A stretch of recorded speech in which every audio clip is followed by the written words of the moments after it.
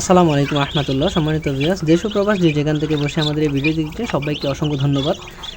আজকে হচ্ছে আপনাদের দেখাচ্ছি আমার চীনা হাঁসগুলা। চীনা হাঁসের বয়স আজকে হচ্ছে আপনার 13 দিন বয়স। আলহামদুলিল্লাহ দেখেন, চীনা হাঁস এবং দেশি মুরগি আমি একসাথে ফুটিয়েছিলাম। আলহামদুলিল্লাহ সুস্থ সবল আছে।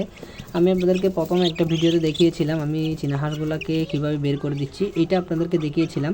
তো আমার চীনা হাঁসে 12টা ডিম দিয়েছিলাম, ওইখান থেকে হচ্ছে 2টা ডিম নষ্ট হয়ে গেছে এবং হচ্ছে আর 2টা ডিম বাচ্চা ফুটে নাই।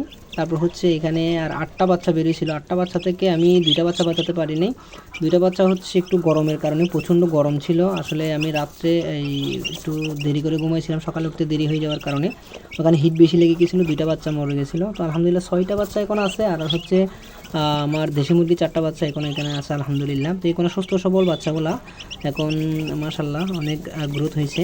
তো আজকের ভিডিও পর্যন্ত সবাই ধৈর্য সহকারে দেখার জন্য সবাইকে অসংখ্য ধন্যবাদ জানিয়ে শেষ করছি আজকের ভিডিও। সবাই ভালো থাকবেন, সুস্থ থাকবেন। আসসালামু আলাইকুম রহমতুল্লাহ।